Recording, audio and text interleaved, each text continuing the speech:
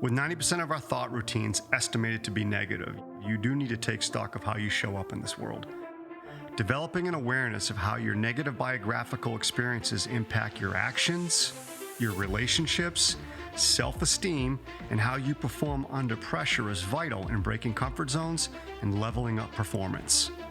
Having the vision and drive to achieve more is one part of the equation. It's a good start. But having the knowledge, courage, discipline to strengthen your thoughts are the mechanics needed to actually move the needle. In the final part of my conversation with Chris Schembra, a gratitude expert and the author of Wall Street Journal bestselling Gratitude Through Hard Times, we explore the connection between thought and action, and how do you start to do the really important work, the work most skip, the work on you.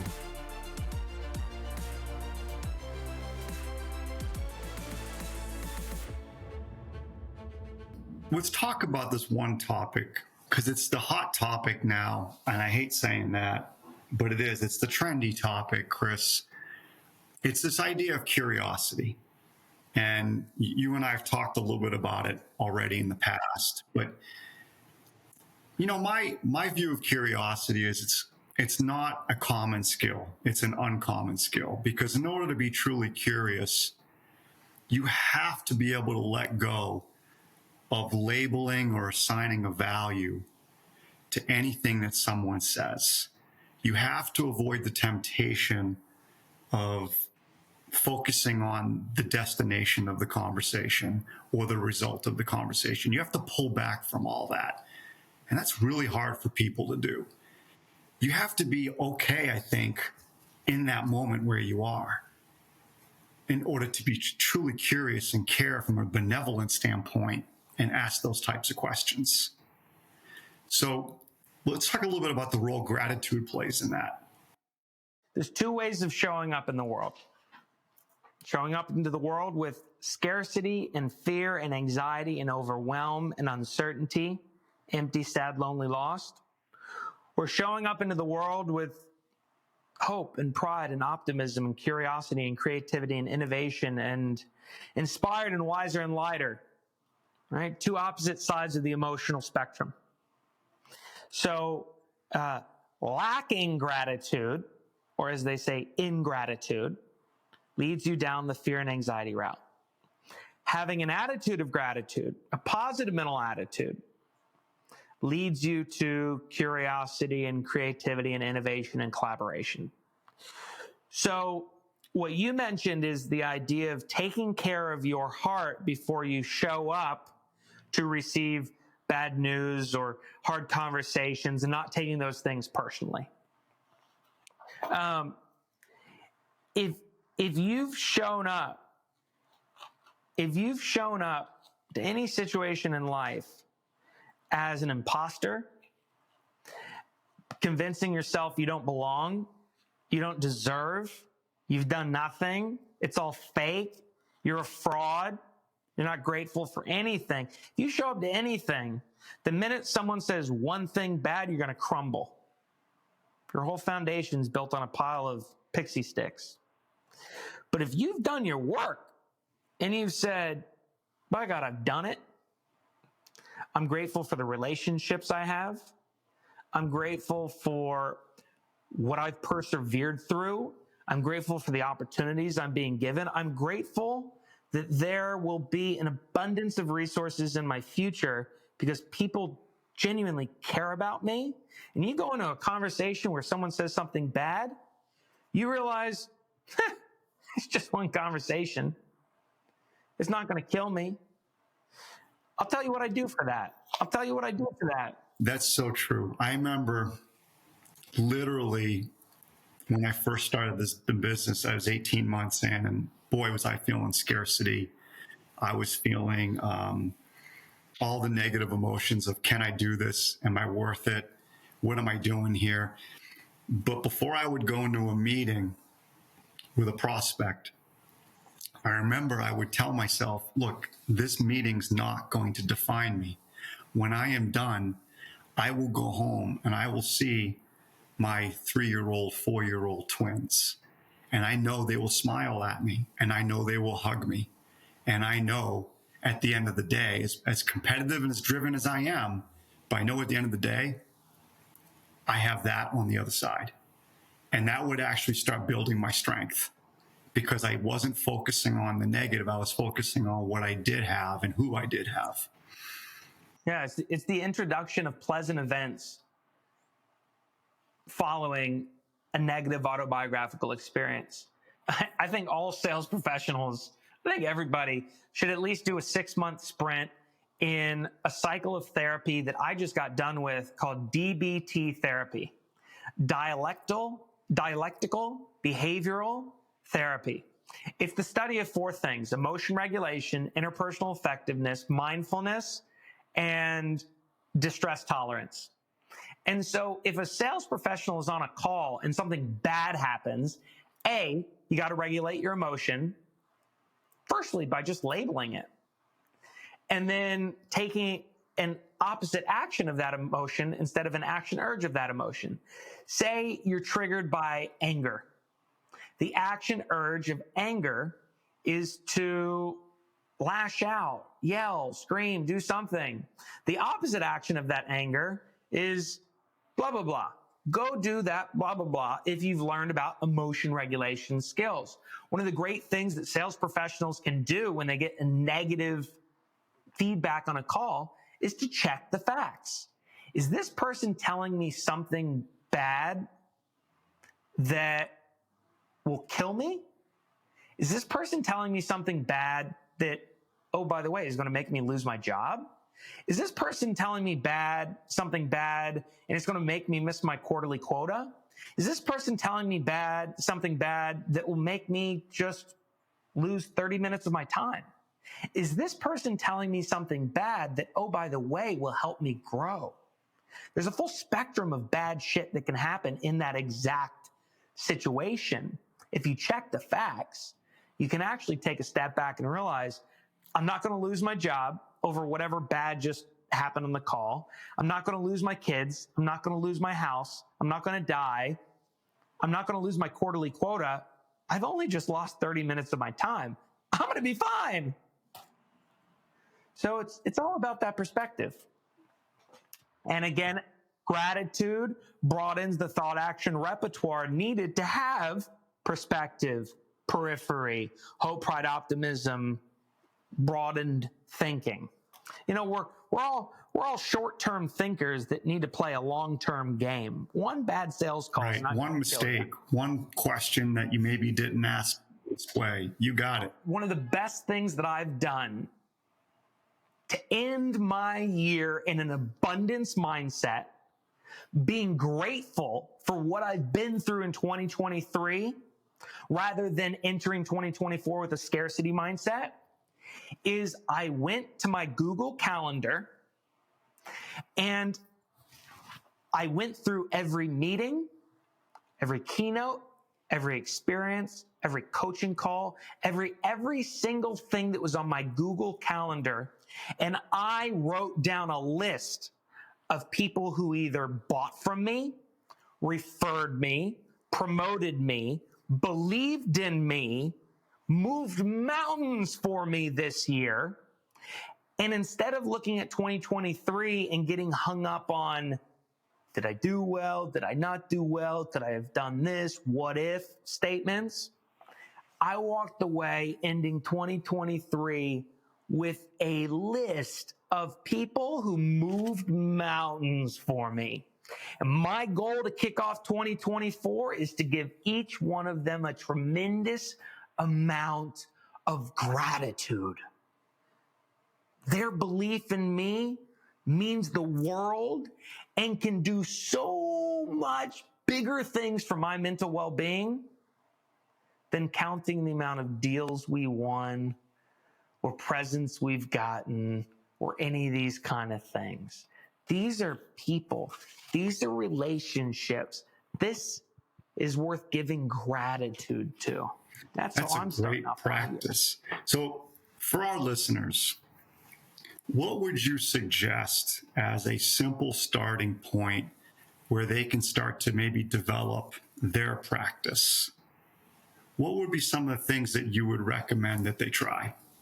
Go to someone right now, whether it's someone you're sitting next to, or someone you bump into onto the street, or someone that you see on your next team call in 20 minutes. Ask them our signature gratitude question. If you could give credit or thanks to one person in your life that you don't give enough credit or thanks to, or you've never thought to thank, who would that be? And then I want you to just quiet down, open up your heart for empathy, turn on the brain to actively listen, curiosity, ask good questions, label their emotions, and you are going to see the most authentic feeling of gratitude in them that you've ever seen before. And that is step one. Why is that step one?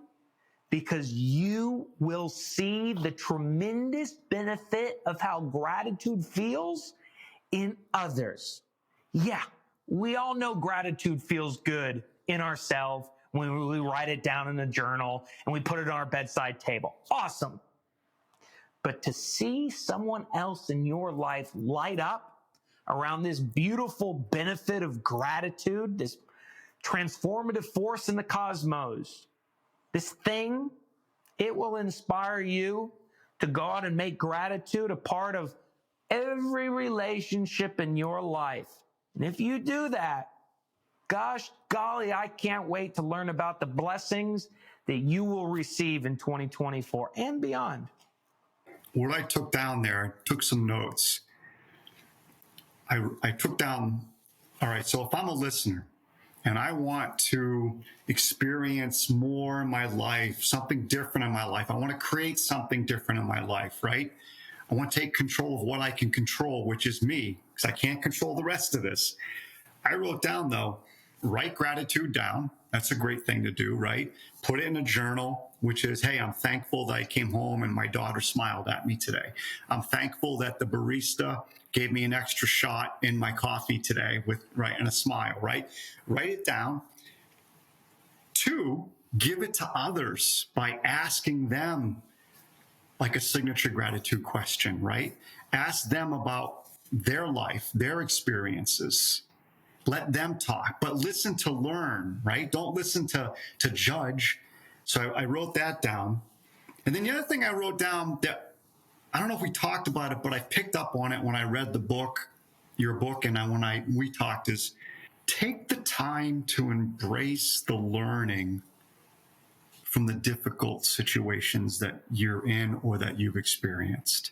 Pull them out. Be grateful for them because they've lit the path, or they can light the path for where you're headed.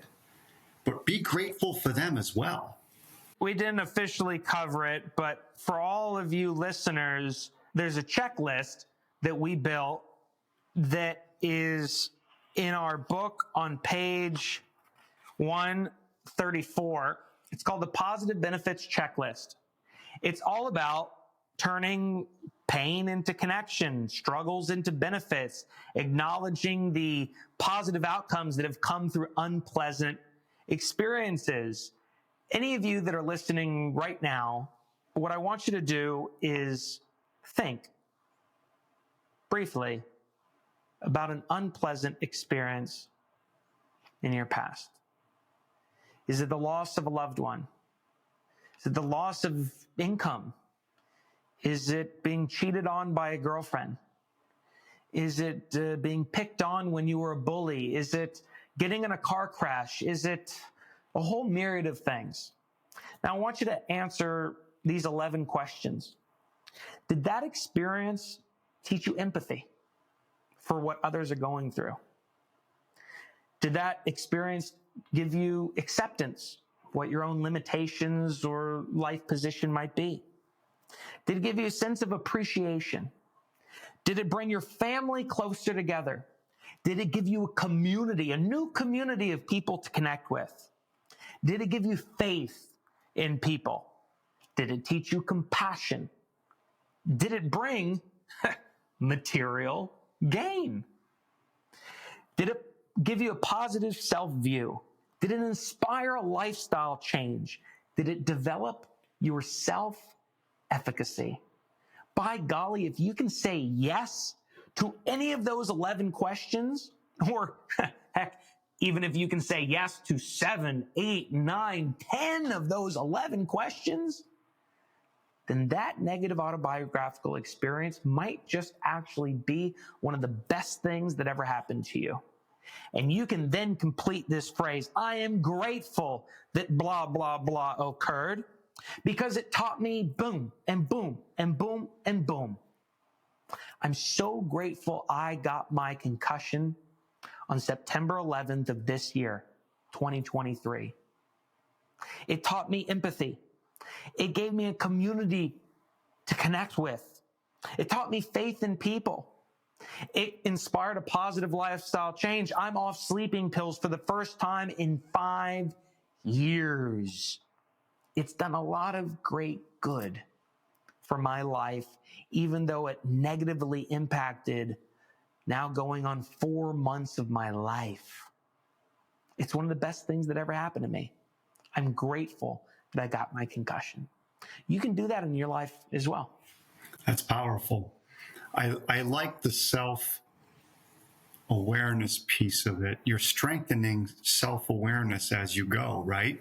If you start thinking about those events in your life, not just one, but maybe 2, 3, or 4, and you go through those 11 questions, you're strengthening a new pathway of thinking, right?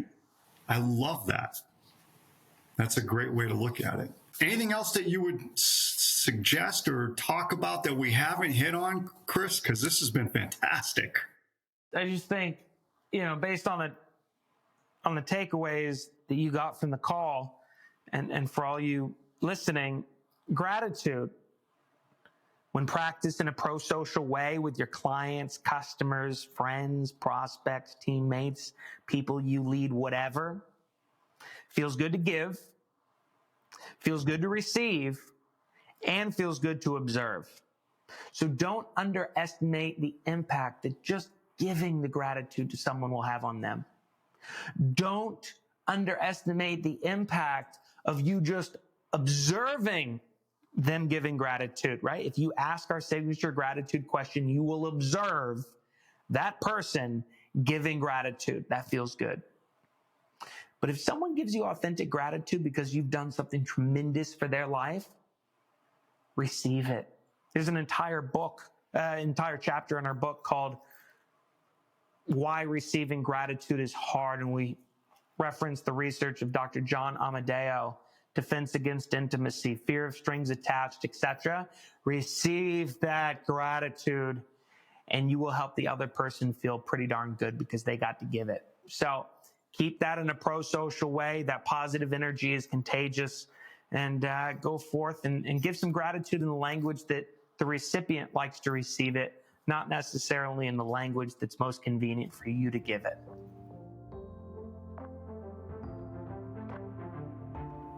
That was Chris Schembra. I hope you enjoyed this deep dive on the powerful mindset of gratitude, and that you walk away understanding it's not a fluffy altruistic pursuit. It's a real difference maker that will give you an advantage in your journey. It's accessible to everyone if you put a little work in it. Till next time.